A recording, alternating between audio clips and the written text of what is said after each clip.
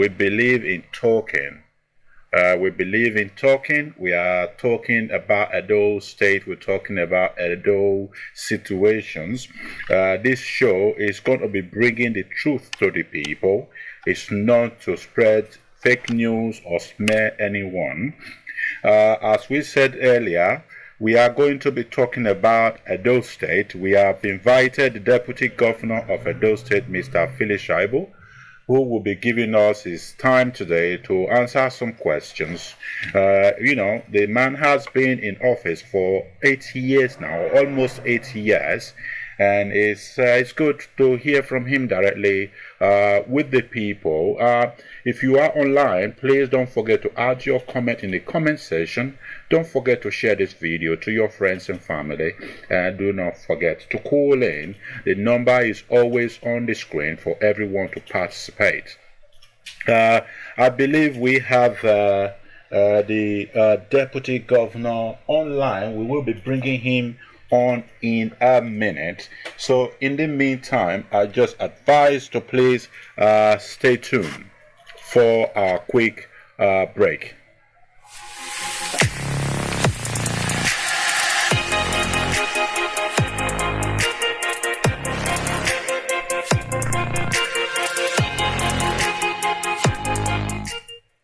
Welcome back. This is Let's Talk Show with Yekato.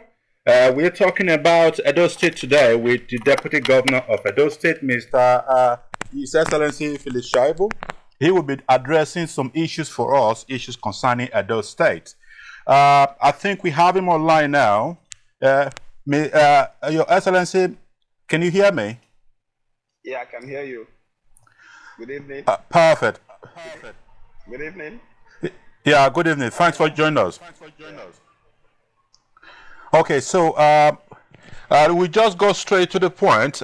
We just hope that you are able to answer some of our questions today, because there have been so many rumors lately on the internet. So it's better to just hear directly from you.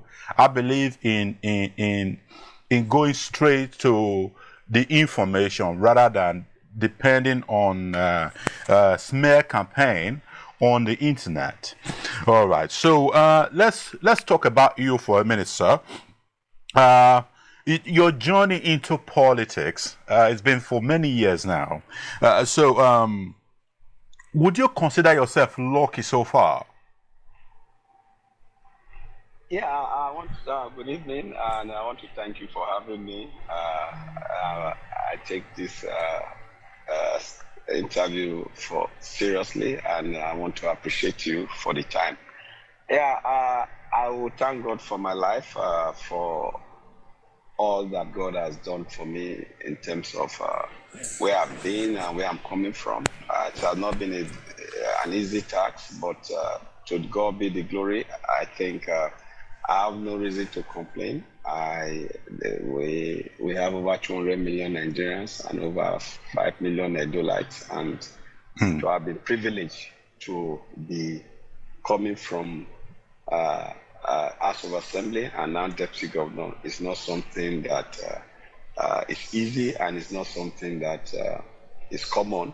It's the grace of God and the magnanimity of our people. So I would say I am not just lucky, but I'm happy that God gave me that grace, and the people of Edo State, from my constituency to Edo State constituency, are giving me that privilege. It's a privilege that is not common, so I am really appreciative. Well, that's very good to hear. Let's we dive into another session of it. As a deputy governor for almost 8 years now, do you think you have the experience, as you know, because you've been in politics for so many years? So, do you think you've garnered this experience over the years to be at the helm of affair, to lead on your own? Yeah, in terms of experience, I think that is what I'm bringing on board if I have to contest for the governorship of Edo State. Experience not just as in the executive arm of government alone, but experience in terms of public service from the legislative arm and to the executive arm. As a legislator, I was for 6 years for 6 years in the state assemblies out of my 8 years in the assembly. I was majority leader. A majority leader is in charge of bills that come from government house. So that gives you that opportunity and experience to understand the workings of the executive. So before I became a member of the executive arm of government, for 6 years of my 8 years in the state assembly, I was already abreast with the workings in terms of what the thinking and vision of the executive arm of government is. And as a member, as the majority leader, it's my lot as a majority leader to sell the vision and programs of the executive to the legislative arm. So before I became deputy governor, I already understand the thinking of the executive, the vision of the executive. Interestingly, the vision of this administration actually started from 2007 when we decided to rescue Edo State from a cabal that was in charge of Edo State. And that mission was to take government back to the people, take governance from few people, and make sure that governance, for you to be anything in Edo State, you don't need one man or two or three guys gathering to say it has to be this, as against the interests of the people. So from that time, I already understood what the vision was and the programs of the executive. So, and as a legislator, it was an added advantage because policies and programs of government that is backed by law must come through the legislative arm. So just to tell you a bit of my experience in the legislative arm, and interestingly, till today, nobody has beaten my record in terms of bills and motion in the state assembly. And majority of these bills were bills and laws that had to do with the downtrodden and had to do with reforms that we have to go through. Difficult reforms, or most of them paid up. For instance, the Child Rights Bill was one bill that I celebrate tomorrow, because when you go through that bill, it took us 6 months to be able to pass that bill. If you go through that bill, the whole issue of family, the whole issue of welfare of citizens is captured in that bill. So if a governor comes today and say, I will not do any other thing but to implement child right bill, I can bet you will have solved the problem of, you will have made poverty history in the state, and you will have solved the problem of unemployment, the issue of dilapidated school, dilapidated building, and everything. That bill is rich. And that's why I always join people that say Nigerian problem is not seminars. Nigerian problem is how to implement the outcomes of seminars. So now, as deputy governor, coming from the legislative arm, I've been able to understudy the governor, and I've been privileged to also understand now directly the workings of the executive. If I become the governor of Edo State tomorrow, I am not coming to learn on the job.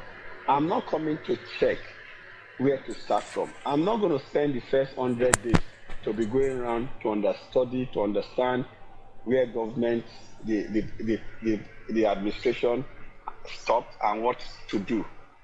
If I become governor tomorrow, from day one, I am hitting the ground. I'm not going to be. If you check most of these new governors that are in the country now, they're always doing tour. They're all doing tour to really understudy, to understand what governance, where to start from, and the rest. And for me, that has been taken care of by Oshiomhole and Obaseki. You understand? Because now, deputy governor that have understudied Oshiomhole as a legislator. And the deputy governor now, that is deputy governor of Obaseki, being governor of Edo State, is not coming to repeat the mistakes of Oshiomhole, neither is he coming to repeat the mistake of Obaseki. Instead, he's coming to correct them and put the right thing in place. And for me, if God gave me the privilege, I am totally a welfarist. I am totally a welfarist. I hate oppression, and I can do anything to fight oppression. And I also hate to see somebody hungry and I have the money in my pocket, just idle. I don't. These are things that people know me with. And that is a passion that I come into politics with. And if you check all the sectors that I've handled, there's none of the sectors that I've handled that you have not seen results, because I'm a result-oriented person. I am dedicated to my work. I religiously follow every assignment that is given to me.